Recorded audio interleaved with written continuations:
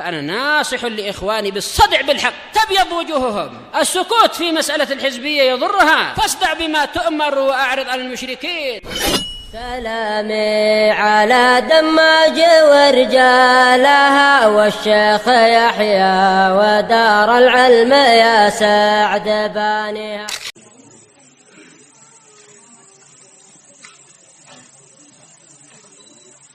بسم الله الرحمن الرحيم. إن الحمد لله نحمده ونستعينه ونستغفره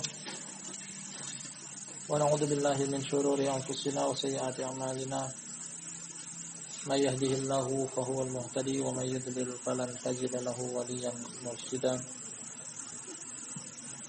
أشهد أن لا إله إلا الله وحده لا شريك له وأشهد أن محمدا عبده ورسوله عليه الصلاة والسلام تسليما مزيدا. أما بعد. Hadirin dan hadirat, kita melanjutkan kajian kita pada kitab At-Tauhid yang dikarang oleh Syekhul Islam Muhammad bin Abdul Wahhab rahimahullah ta'ala dari judul bab yang ke-16 Asy-Syafa'ah. Sudah kita ambil sebagian di antaranya terkhususnya pada landasan hukum berupa 5 ayat pertama, masih dari sisa 1 hadis terakhir setelah penulis bawakan kepada kita 6 perkataan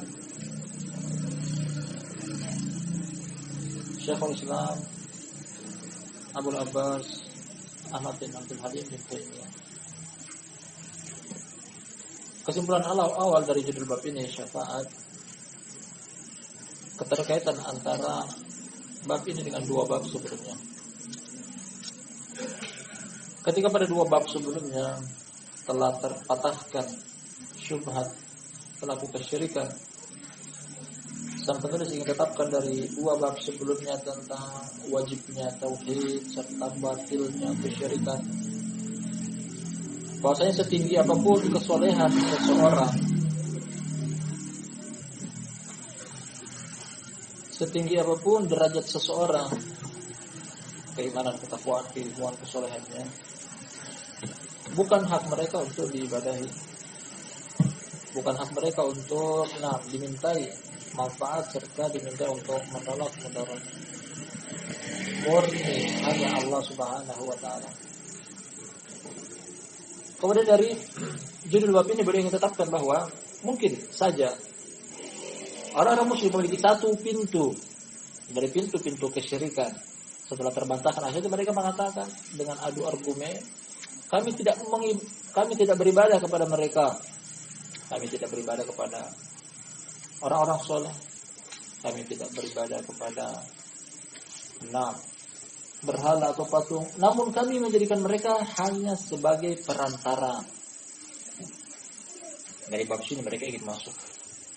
Kami jadikan mereka sebagai perantara yang menghantarkan permintaan hajat kebutuhan kita kepada Allah Subhanahu wa taala. Hanya itu, kami adalah hamba biasa yang memiliki banyak dosa, tidak memiliki kedudukan tinggi di hadapan Allah. Namun orang-orang ini, orang-orang soleh ini, orang-orang yang berilmu ini yang mengantarkan hajat dan kebutuhan kita kepada Allah. Mereka masuk dalam bab syafaat. Nah, penulis dengan bab ini ingin membantah satu argumen tersebut, bahwa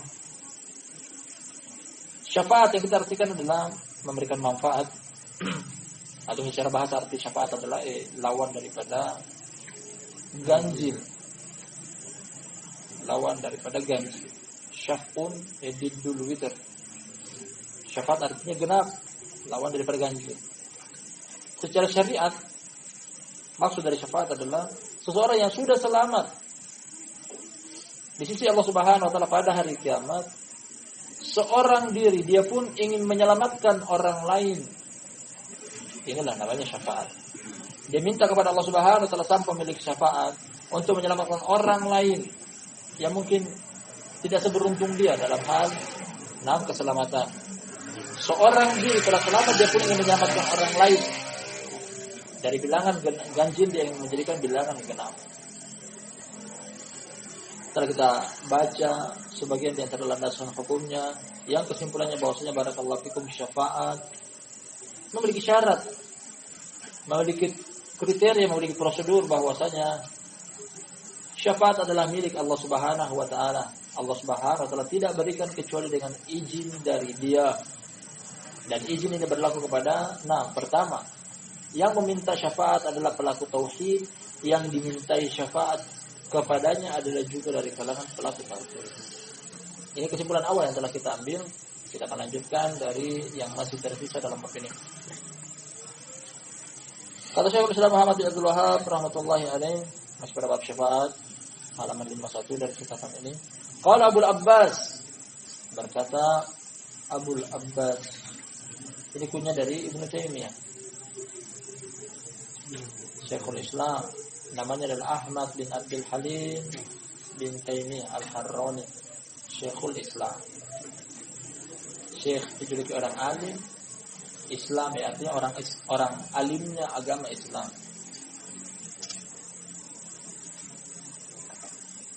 Dan julukan semacam ini jarang, tidak diberikan kecuali kepada orang-orang yang memiliki tingkatan keluar biasaan dalam keimamahan. Syekhul Islam, imam banyak, al-hafidh artinya penghafal banyak, namun Syekhul Islam hanya segelintir orang saja. Qala Abul Abbas, berkata Abul Abbas, nafallahu amma siwahu kullama ta'allaqa bihi al-musyrikun fanafa ayyakuna li ghairihi mulkun aw qistun minhu aw yakunu aunan lillah. Kita bacakan dulu sampai sini. Kata Syekhul Islam Abul Abbas Ibnu Taimiyah rahmatullahi alaihi, Allah Subhanahu wa taala menafikan selain dari Dia, jadi selain dari Allah Subhanahu wa taala, segala sesuatu yang orang-orang musyrikin bergantung padanya, menggantungkan hatinya, menggantungkan harapannya, menggantungkan hajat, keinginan serta kebutuhannya kepada selain Allah. Allah nafikan hal itu.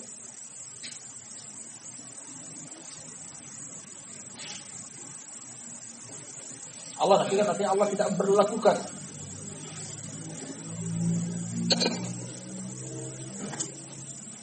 Fanafa ayyakuna li ghairihi mulkun aw qistun. Allah Subhanahu wa taala menafikan tentang selain Dia, yang selain Allah Subhanahu wa taala ada yang memiliki kerajaan, ada yang memiliki bagian, ada juga yang mampu untuk memberikan pertolongan. Tidak ada. Semuanya murni milik Allah Subhanahu wa taala. Kerajaan milik Allah. Bagian dari kehidupan dunia dan akhirat juga milik Allah. Pertolongan hanya Allah yang mampu. Walam yabqa illa syafa'ah, dan tidak tersisa kecuali syafaat.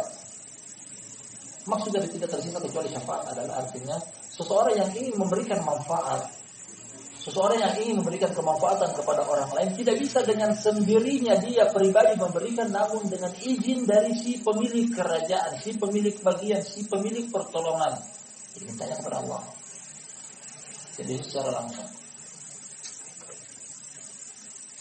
Syekhul Islam yang perkataan beliau bahwasanya kemanfaatan menolak mudarat murni milik Allah, tak seorang pun bersekutu dengan Allah dalam hal tersebut. Kalau begitu tak tersisa kecuali syafaat. Syafaat artinya adalah seseorang minta kepada Allah untuk menyelamatkan orang lain. Kita katakan pada pertama sebelumnya semacam siklus segitiga. Si peminta syafaat namanya asy-syafi'. Allah Subhanahu wa taala si pemilik syafaat, al-musyaffi', yang memberikan syafaat. Yang dimintai syafaatnya, yang dimintai syafaat kepadanya al-musyaffa' lahu, orang-orang yang memiliki dosa. Yang tidak memiliki amal untuk bisa masuk ke dalam surga, dimintai syafaat kepada siklus segitiga. Yang meminta syafaat minta kepada Allah untuk menyelamatkan orang lain. Cuma satu jalur ini yang bisa, yang memungkinkan. Adapun dari kalangan Allah Subhanahu, dari kalangan selain Allah Subhanahu wa taala bisa memberikan manfaat, Allah tutup pintu tersebut, Allah nafikan. Lanjut beliau, fabayyana annaha la tanfa illa liman adina lahu ar-rabb, kama qala wa la yashfa'una illa liman irtada. Jelaslah bahwasanya tidak bermanfaat syafaat di sisi Allah Subhanahu wa taala kecuali dengan izin dari Ar-Rabb, izin dari Allah. Jadi syafaat ini tidak bisa bermanfaat kecuali dari mendapatkan izin. Sebagaimana Allah berkata, "Wala yashfa'una illa liman irtada." Tidaklah memberi syafaat kecuali siapa yang Dia ridhoi. Ini kita katakan bahwa tujuan dan maksud dari bab ini penulis ingin jelaskan. Ulangi sekali lagi. Bahwasanya pada bab pertama Allah Subhanahu wa taala serta Nabi sallallahu alaihi wasallam menutup pintu-pintu kesyirikan dengan cara siapa di antara makhluk yang memiliki kedudukan tinggi di sisi Allah Subhanahu wa taala? Nabi Muhammad sallallahu alaihi wasallam. Nabi Muhammad sallallahu alaihi wasallam tidak bisa memberikan kemanfaatan, tidak bisa menolak mudarat. Dengan perkataan Allah Subhanahu wa taala dari bab yang telah kita ambil, laisa laka minal amri syai' aw yatuba alaihim aw yu'adzibahum fa innahum dhalimun. Engkau tidak bisa memiliki. Nah, bukan hak engkau ya Muhammad untuk memberikan ampunan, bukan menyiksa, karena mereka adalah orang-orang yang zalim. Allah pun menutup pintu-pintu bahwasanya bahkan malaikat merupakan makhluk ciptaan Allah yang tidak bermaksiat kepadanya. Malaikat merupakan makhluk yang dekat dengan Allah Subhanahu wa taala juga tidak memiliki hak untuk memberikan manfaat dan menolak mudarat. Selesai. Kemanfaatan hanya milik Allah, mudarat hanya milik Allah. Namun satu pintu mungkin bisa mereka masuk dalamnya, yakni syafaat. Makanya orang musyrik ketika ditanya, kenapa kalian beribadah kepada berhala-berhala kalian, patung-patung kalian? Mereka menjawab, ma na'buduhum illa liyuqarribuna ilallahi zulfa. Tidaklah kami beribadah kepada mereka kecuali untuk mendekatkan kami kepada Allah sedekat-dekatnya. Maksud mereka adalah kita tidak beribadah kepada mereka, namun hanya jadikan sebagai perantara. Haula'i syufa'auna indallah. Mereka adalah pemberi syafaat kepada kami di sisi Allah. Allah pun tutup pintu itu. Bahwasanya syafaat yang kalian maksud tidak akan bermanfaat kecuali dapat izin dari Allah. Terbantahkan seluruh syubhat dan argumen mereka. Tidak tersisa.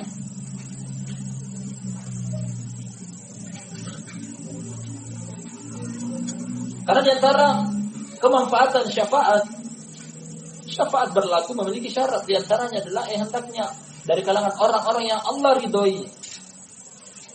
Paling pertama adalah orang yang meminta syafaat. Tidak mungkin orang yang bersekutu, orang yang melakukan sekutu dengan Allah Subhanahu wa taala bisa memberikan syafaat.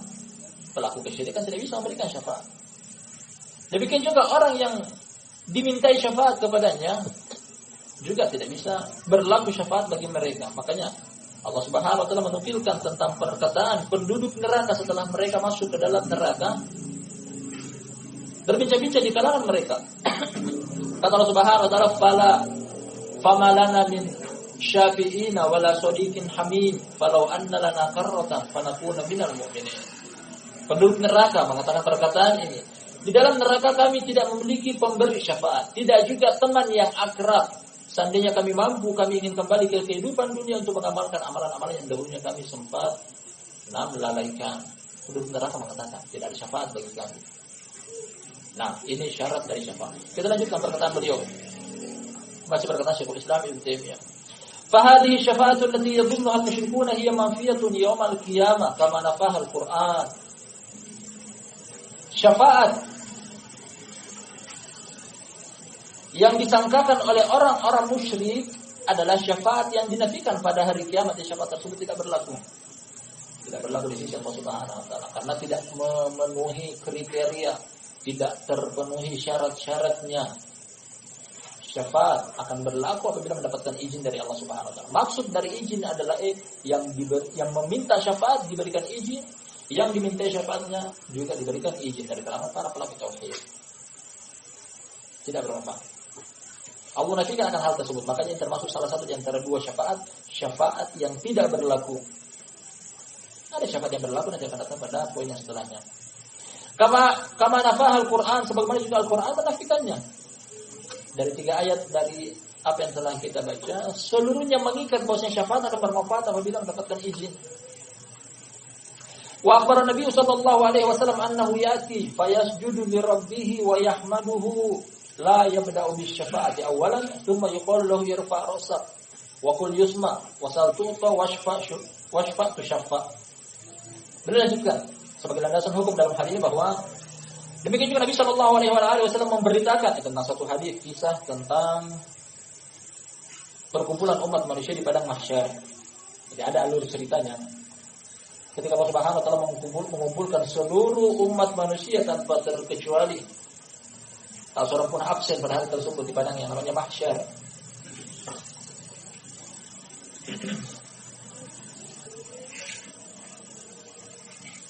Yang kata Allah Subhanahu wa taala, wal malaku ala arjatiha wa yahmilu arsya rabbika fawqahum yawma idzin thamaniya.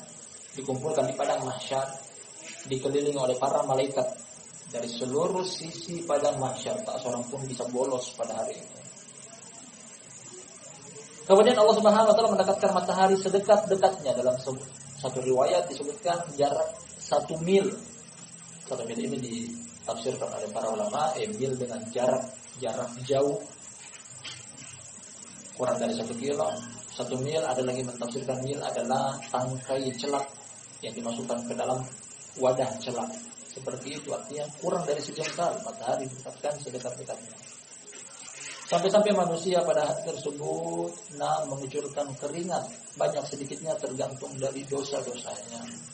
Ada yang keringatnya sebetis, atau sebelumnya ada yang keringatnya semata kaki, ada yang sebetis, ada yang selutut, sepaha, sepinggang, sedada, seleher, bahkan ada yang tenggelam dengan keringatnya sendiri karena saking banyaknya dosanya. Manusia pada waktu itu terlalu lama mereka menanti-nanti keringanan dari Allah Subhanahu wa taala. Akhirnya mereka datang kepada para nabi satu persatu, dimulai dari Nabi Adam alaihissalam. Menyebutkan, dan para ulama menyebutkan tentang kelebihan Nabi Adam, bahwasanya ya Adam anta abul bashar khalaqallahu ta'ala biyadi. Ya Adam, engkau adalah nenek moyang manusia. Allah menciptakan engkau dengan tangannya sendiri. Alam taro ila mana, nanti tidak akan kau melihat bahwasanya apa yang sedang kami jalani sekarang ini, yaitu besar cobaan. Maksud mereka adalah meminta kepada Nabi Adam untuk berdoa kepada Allah Subhanahu wa taala. Nabi Adam memberikan alasan bahwasanya aku melakukan satu dosa. Aku dilarang untuk mendekati ke satu pohon, namun aku mendekatinya bahkan memakannya. Aku tidak sanggup. Aku malu untuk minta kepada Allah Subhanahu wa taala. Lagi mereka datang ke Nabi Nuh, datang ke Nabi Ibrahim, datang ke Nabi Musa, datang ke Nabi Isa, terakhir datang ke Nabi sallallahu alaihi wasallam sampai di sini. Lanjutan dari hadis yang sedang kita baca. Akhir kita bahwa mereka datang kepada Nabi sallallahu alaihi wasallam. Kemudian apa annahu ya'ti fayasjudu li rabbih wa yahmaduh. Akhirnya Nabi sallallahu alaihi wasallam mengatakan, "Ana laha, aku orang tersebut. Aku bisa. Aku memiliki, aku diberikan perantara oleh Allah Subhanahu wa taala untuk menyelamatkan kalian di sini." Akhirnya Nabi sallallahu alaihi wasallam datang ke Rabb, kemudian sujud memuji Allah Subhanahu wa taala dengan pujian yang tidak pernah terdengar di kehidupan dunia. Jadi pujian ini Nabi sallallahu alaihi wasallam menyebutkan belum pernah terdengar di kehidupan dunia. Beliau memberikan pemahaman bahwasanya layak Nabi syafaat di awalan. Beliau tidak minta secara langsung syafaat, namun beliau sujud beribadah dulu, memuji Allah Subhanahu wa taala dulu.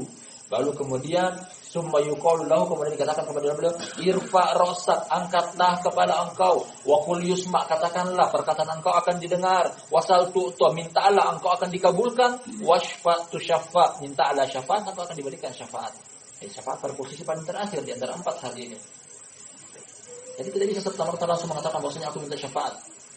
Langsung, secara langsung demikian, didahului dengan amalan-amalan kebaikan. Kali pertama Nabi SAW datang sujud. Di dalam sujud beliau memuji Allah Subhanahu wa taala dengan pujian yang tidak pernah terdengar di alam dunia. Jadi ibadah dulu. Ini sebagian orang datang dengan kesyirikan kepada Allah Subhanahu wa taala kemudian minta syafaat, mana mungkin bisa. Ini yang Nabi SAW nafikan, bahwasanya tidak berlaku akan hal tersebut. Syafaat hanya berlaku kepada pelaku tauhid, baik yang meminta syafaat atau yang dimintai syafaat kepadanya. Mimpi di siang bolong, orang musyrik sudah melakukan kesyirikan, dosa itu besar. Mau selamat di kehidupan akhirat.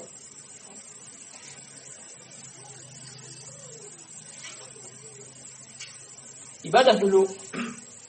Kemudian dengan syarat ibadah itulah syafaat akan berlaku. Kita baca berikutnya masih perkataannya Syekhul Islam Ibnu Taimiyah rahimahullah alaih.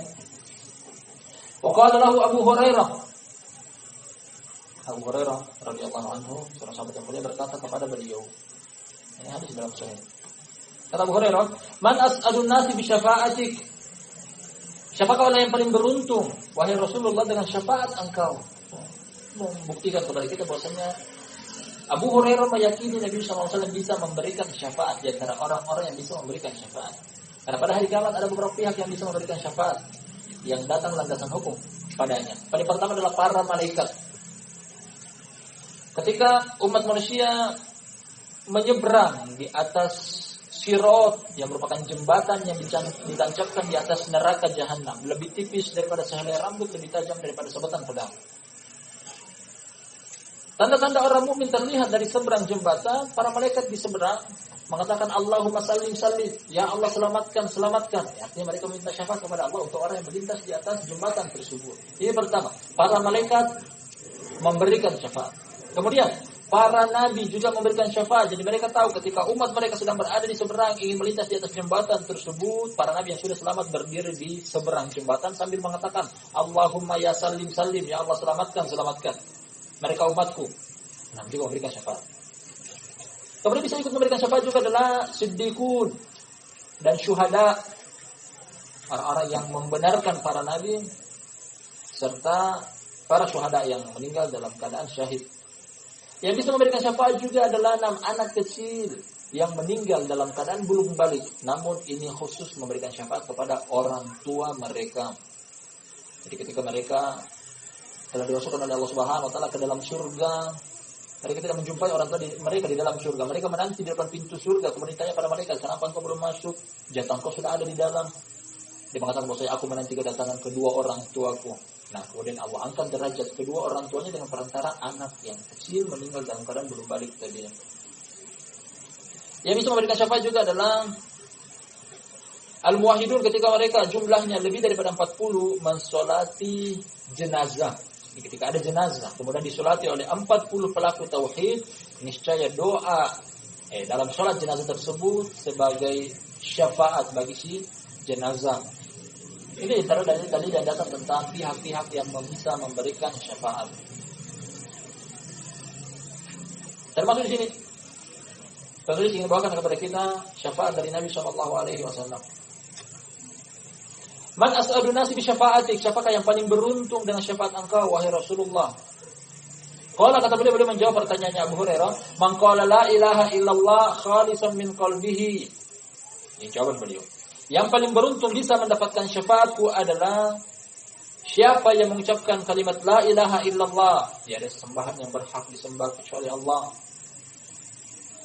ikhlas dari hatinya. Ini dia, la ilaha illallah dengan catatan syaratnya adalah ikhlas. Karena betapa banyak orang mengucapkan kalimat la ilaha illallah namun tidak ikhlas.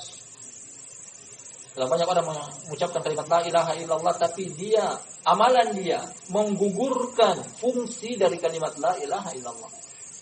La ilaha illallah tapi masih mendatangi menziarahi kuburan wali fulan, mengharap rezeki, mengharap jodoh, mengharap berkah. Mengucapkan kalimat la ilaha illallah tapi tidak mengikuti sunnah Nabi sallallahu alaihi wasallam.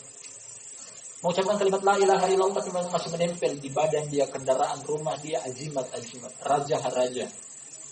Mengucapkan kalimat la ilaha illallah tapi masih bergantung kepada selain Allah Subhanahu wa taala. Masih meminta manfaat, masih meminta untuk ditolak mudarat dari selain Allah Subhanahu wa taala. Syarat berlakunya la ilaha illallah adalah khalisan min qalbihi, ikhlas. Ini yang bermanfaat. Kata beliau makanya setelah itu, fatilka syafa'atu li ahli ikhlas bi iznillah wa la takunu liman asyraka billah. Itulah syafaat pelaku tauhid, pelaku ikhlas dengan izin dari Allah, dan tidak akan berlaku tauhid kepada orang-orang yang menyekutukan Allah Azza wa Jalla. Ini di antara syarat. Disimpulkan oleh Syekh Muqbil rahmatullahi alaih dalam kitab beliau dengan judul Syafaat. Jadi kita bahas sedikit daripada itu bahwa syafaat memiliki 6 syarat-syarat. Paling pertama bahwasanya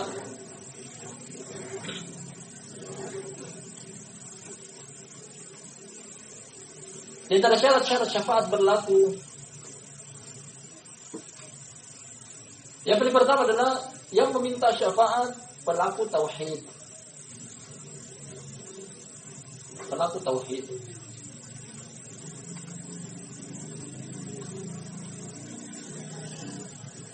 Syarat yang kedua adalah yang dimintai syafaat kepadanya juga adalah pelaku tauhid. Karena betapa banyak kita dapati dari para pelaku tauhid yang luar biasa besar ketauhidan mereka, tapi ketika minta kepada bukan pelaku tauhid tidak akan pernah berlaku.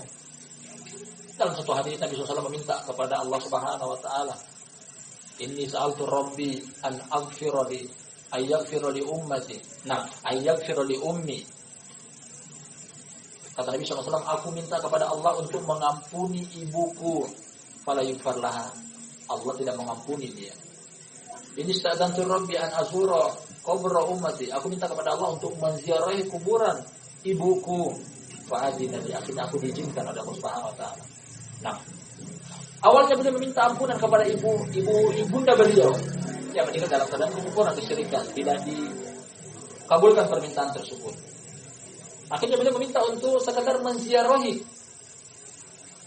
berbakti seorang anak kepada ibundanya. Akhirnya diberikan izin oleh Allah Subhanahu wa taala. Artinya apa? Nabi SAW meminta syafaat kepada Allah Subhanahu wa taala, namun ternyata kepada pelaku kesyirikan tidak dikabulkan.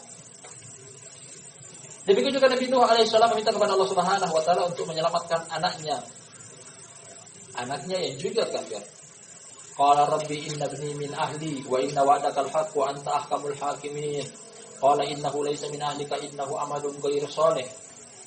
Kata Allah Subhanahu wa taala menukilkan perkataan Nuh, wahai Allah, kata Nabi Nuh alaihissalam, anakku adalah anggota keluargaku, sedangkan engkau menjanjikan untuk menyelamatkan anggota keluargaku. Apa dijawab oleh Allah Subhanahu wa taala? Dia bukan anggota keluarga engkau karena dia melakukan amalan-amalan yang tidak soleh, tidak baik, kekufuran. Anak Nabi Nuh minta syafaat untuk anaknya, namun tidak berlaku karena termasuk pelaku kesyirikan. Ini syarat yang kedua. Syarat yang ketiga adalah di antara syarat yang dibawakan oleh Syekh Mukbil tentang syafaat. Nah, mendapatkan ridho dan izin dari Allah Subhanahu wa taala.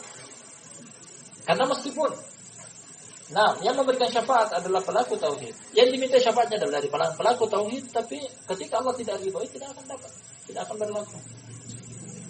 Tidak akan berlaku akan hal tersebut.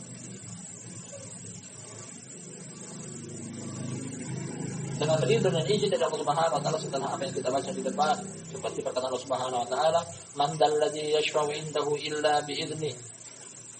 Siapa yang bisa memberikan syafaat di sini kecuali dengan izin darinya, yakni izin dari Allah Subhanahu wa taala. "Wala yashfa'una illa liman irtada." Yang berbuahkan kepada kita seperti Islam.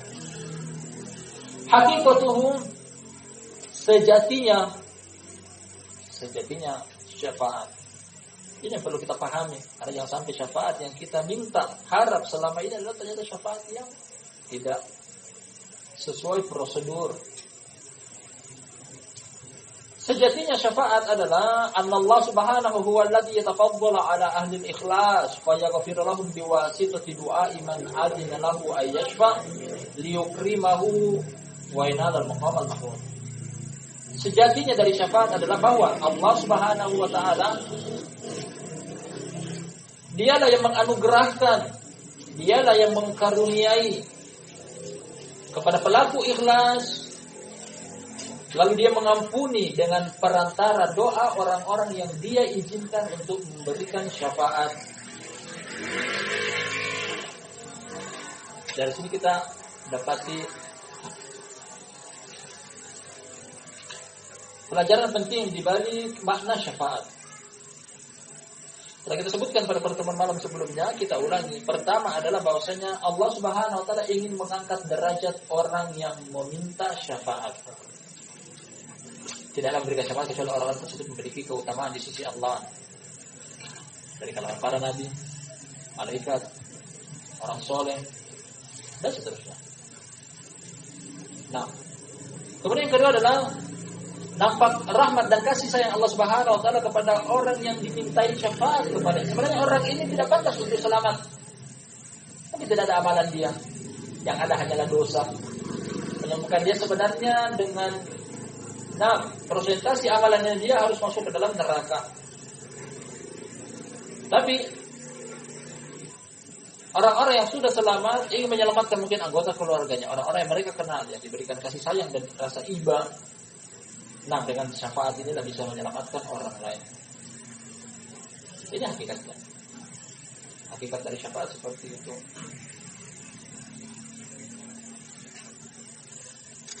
Liyukrimahu wa yanal al-maqam al-mahmud, memuliakan orang yang meminta syafaat tadi agar mendapati posisi yang terhormat, posisi terpuji.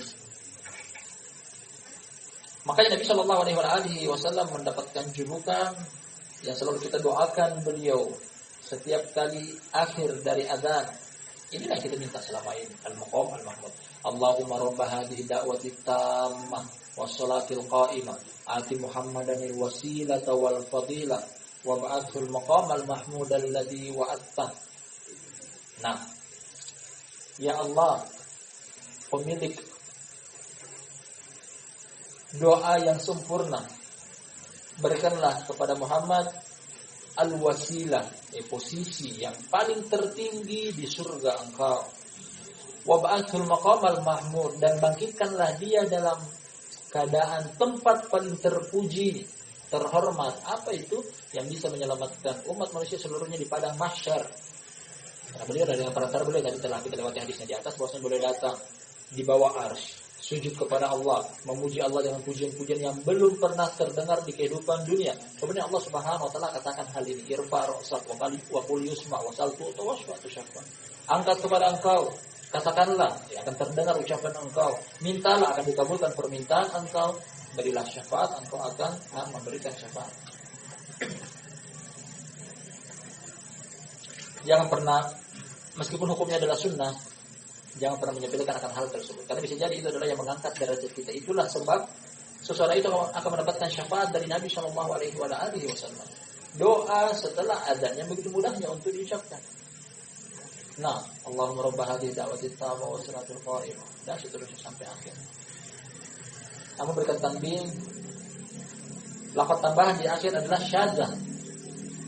Hanya sampai pada wa ba'athul maqam al-mahmud alladhi wa'adta, sampai di situ. Ada tambah setelahnya innaka la tukhliful mi'ad. Tambahan ini dari sebagian perawi, bukan dari perkataan Nabi sallallahu alaihi wasallam. Jadi jangan tambahkan lafaz yang terakhir ini. Lafaz yang terakhir tidak sabit sampai kepada beliau, hanya sampai pada alladzi wa'adta. Adapun innaka la tukhliful mi'ad, nah itu adalah tambahan dari perawi hadis, bukan perkataan Nabi sallallahu alaihi wasallam. Terakhir pada alinea ini kita baca fasyafa'atul lati nafahal al-Qur'an maka nafiha syirkun. Syafaat yang Al-Qur'an menafikannya, meniadakannya adalah syafaat yang terdapat unsur kesyirikan di dalamnya. Minta syafaat tapi kepada berhala, minta syafaat tapi kepada penghuni kuburan wali fulan. Akan datang pada masalah bahwasanya syafaat ada dua, syafaat yang berlaku, syafaat yang tidak berlaku. Syafaat yang dinafikan oleh Al-Qur'an, syafaat yang ditetapkan oleh Al-Qur'an. Jawaban singkat bahwa syafaat yang berlaku atau syafaat yang ditetapkan oleh Al-Qur'an adalah syafaat yang terpenuhi syarat-syaratnya yang tadi telah kita sebutkan di depan. Syafaat yang tidak berlaku atau syafaat yang dinafikan oleh Al-Qur'an adalah syafaat yang tidak terpenuhi syarat-syaratnya. Walihada azmata syafa'ata bi'idnihi fi mawadi'. Oleh karena itu Al-Qur'an menetapkan syafaat pada beberapa tempat dalam Al-Qur'an. Di antara mendapatkan izin, orangnya diridhoi. Nah, dia kehendaki dan seterusnya antara syarat-syarat yang telah kita baca dari ayat. Waqad bayyana Nabi sallallahu alaihi wasallam annaha la takunu illa li ahli tauhid wal ikhlas, intaha kalamuhu. Dan Nabi SAW telah menjelaskan bahwasanya syafaat akan berlaku hanya kepada pelaku tauhid dan ikhlas. Artinya syafaat tidak akan berlaku kepada orang-orang melakukan kesyirikan. Tadi telah kita bacakan ayatnya. Penduduk neraka mengatakan fama lana min syafi'in wala shadiqin hamim. Di dalam neraka kami tidak memiliki pemberi syafaat, tidak juga teman yang akrab. Jadi pelaku kesyirikan tidak berlaku syafaat bagi mereka. Intah kalamu, sampai di sini perkataan beliau. Nah, ini akhir dari judul bab. Kita akan sedikit dari masail. Fihi masail.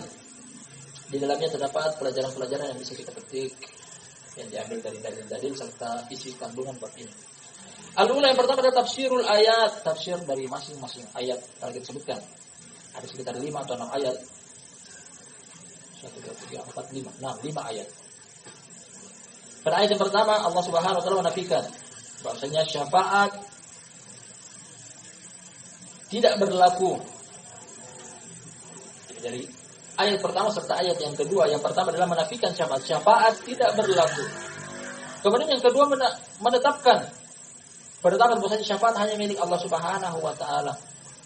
Nah, sama dengan kandungan kalimat la ilaha illallah, terdapat dua rukun. La ilaha penafian, tidak ada yang disembah. Menafikan seluruhnya apapun itu, baik itu benda hidup ataupun benda mati. Baik itu bentuknya pepohonan, bebatuan, penghuni gunung ini, penghuni penjaga lautan ini. Seluruhnya dinafikan. La ilaha, tidak ada. Kemudian Allah tetapkan illallah, kecuali Allah. Tidak ada yang disembah dengan hak kecuali Allah. Sama dengan hal ini bahwa dua ayat yang Allah bawa. Nah, yang penulis bawakan dalam satu ayatnya ini pertama menafikan seluruh syafaat. Tidak ada syafaat. Ayat yang kedua, lillahi syafa'atu jami'an, hanya milik Allah Subhanahu wa taala. Kemudian dari ayat-ayat yang setelahnya juga ayat dari surat Al-Baqarah, ayat dari surat An-Najm, ayat dari surat Nam Saba memberikan pelajaran kepada kita bahwasanya syafaat memiliki syarat. Syafaat memiliki ketentuan.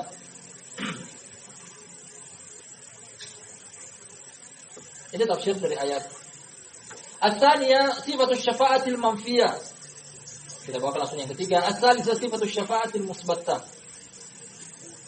Dari poin yang kedua dan yang ketiga, beliau tetapkan kepada kita bahwasanya ada dua syafaat. Kita artikan dulu. Yang kedua adalah sifat dari syafaat yang dinafikan. Yang ketiga, sifat dari syafaat yang ditetapkan. Tadi telah kita sebutkan. Syafaat yang dinafikan adalah syafaat yang tidak terpenuhi prosedur, kriteria, syarat-syaratnya. Syafaat yang ditetapkan oleh Al-Quran dan berlaku adalah syafaat yang memenuhi persyaratannya. Ya, karena tadi bahwasanya pelaku tauhid dari kedua belah pihak yang meminta syafaat, yang diminta syafaat kepadanya. Syarat berikutnya juga adalah, syafaat ini diridhoi, disetujui, dikehendaki oleh Allah Subhanahu wa taala. Ar-rabi'ah yang keempat adalah dzikru syafaatil kubra wa hiyal maqamul mahmud. Penyebutan tentang syafaat yang besar. Nanti kan di sana bahwasanya ada syafaat yang kecil. Ada syafaat selain syafaatul kubra. Kita sebutkan secara ringkas dan singkat tentang jenis-jenis syafaat. Pertama dari Nabi SAW ataupun dari yang lainnya. Yang datang seluruhnya dalil.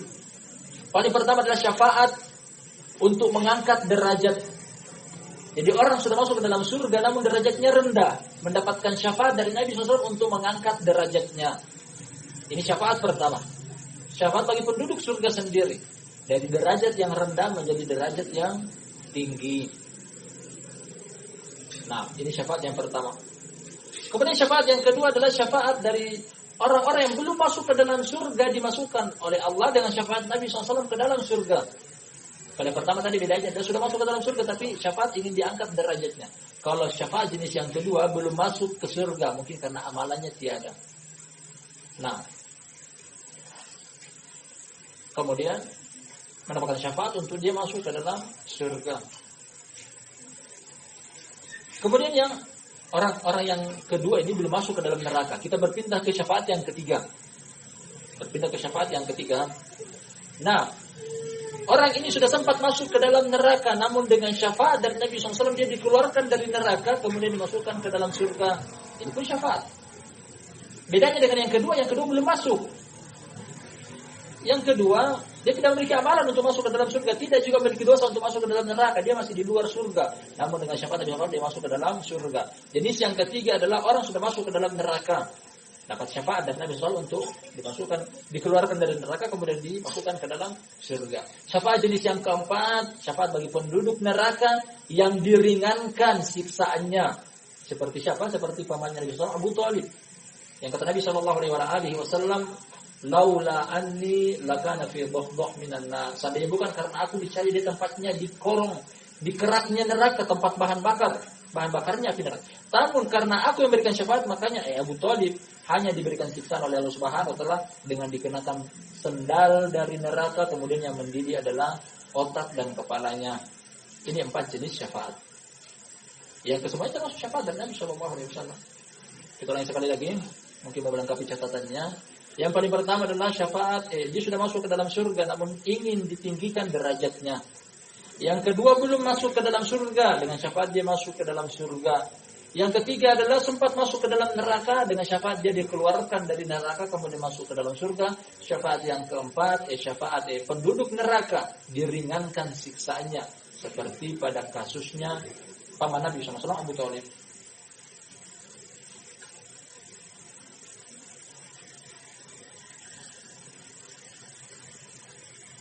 Di antara sekian banyak syafaat Nabi SAW pada poin yang keempat ini boleh katakan dzikru syafaatil kubra, syafaat paling terbesar, wahiyal maqamul mahmud, yang membuat para nabi lainnya cemburu pada hari tersebut. Al-khamisah yang kelima, sifatu ma yaf'aluhu sallallahu alaihi wasallam annahu la yabda bi syafa'ah bal yasjudu fa idza udina lahu syafa'ah. Yang kelima artinya praktek yang dilakukan oleh Nabi Shallallahu Alaihi Wasallam, yakni di padang mahsyar, beliau tidak memulai langsung dengan syafaat, bahkan beliau datang sujud. Kemudian diberikan izin, baru beliau memberikan syafaat. Ikhwan fillah barakallahu fikum, pemahaman penting dari poin ini bahwa hal jazaul ihsani illa ihsan, tidaklah balasan kebaikan kecuali kebaikan yang serupa. Ingin masuk ke dalam surga ada imbalannya, ada jerih payahnya. Tidak mungkin seorang masuk ke dalam surga hanya dengan bersantai-santai saja, berpangku tangan sambil goyangkan kaki dia masuk ke dalam surga. Nah, ada amalan. Makanya masuk ke dalam surga butuh amalan. Kata Allah Subhanahu wa taala, udkhulul jannata bima kuntum ta'malun. Masuklah ke dalam surga dengan apa yang pernah kalian perbuat. Ada amalannya untuk bisa masuk ke dalam surga. Makanya sungguh merugi orang-orang yang malas untuk beramal. Ini adalah ciri-ciri orang munafik. Ciri-ciri orang munafik adalah malas dalam beramal. Kata Allah Subhanahu wa taala, wa idza qamu ila sholati kusala yura'una an-nasa wa la yadhkuruna Allah illa qalila. Allah membocorkan rahasia tentang orang munafik. Apabila mereka bangkit untuk sholat, mereka bangkit dalam keadaan bermalas-malasan. Mereka tidak sholat. Atau mereka tidak berzikir kepada Allah kecuali dengan sangat sedikit. Sangat sedikit.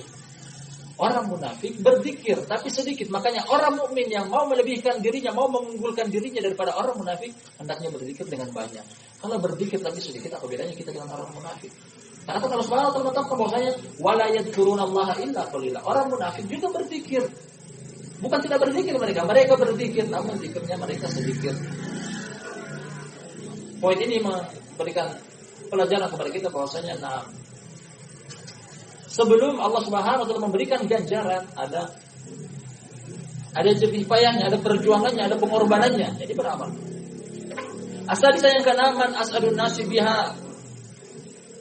Kunci jawaban dari pertanyaan ini bahwa siapa yang paling beruntung untuk mendapatkan syafaat Nabi Shallallahu Alaihi Wasallam tersebut, yakni orang mengucapkan kalimat la ilaha illallah ikhlas dari dalam dadanya, ikhlas bukan riya, tidak meminta pujian dari orang, bukan ingin mendapatkan tempat di hati seseorang, bukan ingin mendapatkan balasan dan ganjaran dari makhluk, murni Allah Subhanahu Wa Taala yang dia cari. Berdakwah dan minta pahala hanya dari Allah Subhanahu Wa Taala, tidak minta dari murid-muridnya harus membayar dia. Beribadah kepada Allah Subhanahu wa taala bukan ingin dipuji, bukan ingin dinilai. Nah, orang seperti inilah pantas untuk mendapatkan syafaat Nabi sallallahu alaihi wasallam. As-sabi'ah yang ke-7, annaha la takunu liman asyraka billah. Bahwasanya syafaat tidak berlaku bagi orang yang menyekutukan Allah dengan seluruh jenis kesyirikan. Sampai pada bab yang ke-16 ini beliau telah menjelaskan sedikit tentang jenis-jenis kesyirikan. Masih akan datang lagi tentang macam ragam kesyirikan. Nah, al-muhim kesyirikan apapun itu, baik besar ataupun kecil ataupun yang tersembunyi, ketika ada padanya syafaat tidak akan pernah berlaku. Mengharap kepada Allah, bertawakal kepada Allah, takut kepada selain Allah. Nah, masih meminta manfaat, meminta itolaknya mudarat kepada selain Allah Subhanahu wa taala termasuk unsur-unsur kesyirikan. As-samina yang ke-8, bayanu haqiqatiha, penjelasan tentang sejatinya syafaat. Telah kita jelaskan tadi depan dari perkataan Syekhul Islam. Makna dari syafaat adalah Allah ingin mengangkat derajat orang yang memberikan syafaat, memuliakan dia. Kemudian Allah ingin mengampuni orang yang dimintai syafaat kepadanya. Namun dengan izin dari Allah Subhanahu wa taala, inilah maksud daripada sejatinya syafaat. Di sini ada pertanyaan sebelum kita akhiri. Apakah termasuk juga berlaku kepada orang kafir? Apabila anaknya masih kecil meninggal, apakah orang tuanya juga mendapatkan syafaat dari anaknya? Ada dua hal yang perlu disinggung di sini. Pertama, tentang anak orang kafir yang meninggal dalam keadaan masih kecil. Apakah mereka sama dengan anak-anak orang muslim yang meninggal masuk ke dalam surga? Kalau anak kecil dari kalangan kaum mukminin meninggal, dapat jaminan untuk masuk ke dalam surga karena mereka di atas fitrah. Hadis Abu Hurairah, kata Nabi SAW, "Ma min mauludin yuladu 'alal fitrah." Nah, tak seorang pun yang lahir kecuali di atas fitrah. Namun ini berlaku kepada anak-anak orang mukmin. Adapun anak-anak orang kafir tidak kita pastikan karena kata Nabi SAW, Allahu a'lam bima yasirun. Allah Subhanahu wa taala lebih tahu tentang apa yang mereka akan perbuat seandainya mereka hidup. Makanya pada poin yang satu ini, anak-anak orang kafir yang meninggal masih dalam keadaan kecil, Imam Ibnu Qayyim rahmatullahi alaihi dalam kitab beliau Tariqatul Hijratain menetapkan dia ujiannya di kehidupan akhirat. Di antara 5 pihak yang pernah kita sebutkan, termasuk orang-orang yang diuji di kehidupan akhirat, bukan diuji di kehidupan dunia, adalah pertama orang gila, pikun, tuli, ahlul fatrah, dan anak kecil dari kalangan yang meninggal dari anak-anak orang kafir. Nah, kalau kita bisa pahami tentang yang pertama, otomatis yang kedua bisa kita pahami. Misalnya, apakah orang tua mendapatkan syafaat? Belum tentu. Anaknya saja belum tentu masuk. Demikian juga 6 orang tuanya. Allahu ta'ala alam bisawab. Mungkin cukup, barakallahu fikum. Terima kasih banyak atas kehadirannya. Lebih dan kurangnya mohon dimaafkan. Kita tutup dengan doa kafaratul majelis. Subhanallah wa bihamdihi, asyhadu an la ilaha illa anta, astaghfiruka wa atubu ilaik.